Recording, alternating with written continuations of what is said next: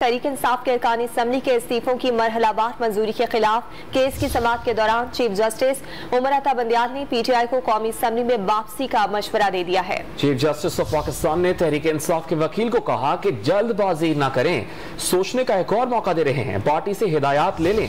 Chief justice ने कहा कि मुल्क सैलाब में डूबा हुआ है, मईशत गिर रही है। क्या कोई जानता है कि 123 हल्कों में ज़िमनी इंतखाबात पर कितना खर्चा आएगा? इसी पर बात करेंगे। डॉन न्यूज़ की नुमाइंदे हसीब भट्टी ने हमें ज्वाइन किया। हसीब बताएगा समाअत के दौरान मजीद क्या कार्रवाई हुई है आज?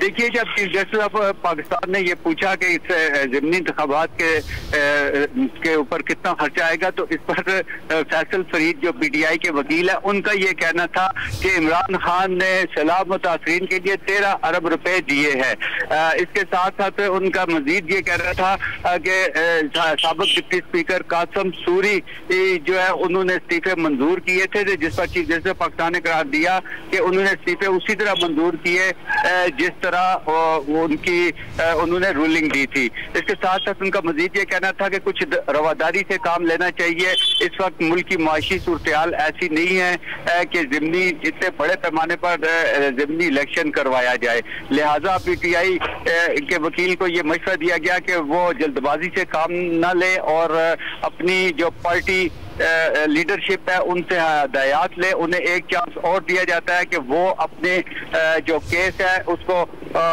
दोबारा जो है एस्टेब्लिश करे, बिल्ड करे कि किस तरीके से इस्लामाबाद हाई कोर्ट का फैसला जो है वो गलत है। जी, समाअत का अहवाल बयान कर रहे थे हसीब भट्टी, आपका बहुत शुक्रिया।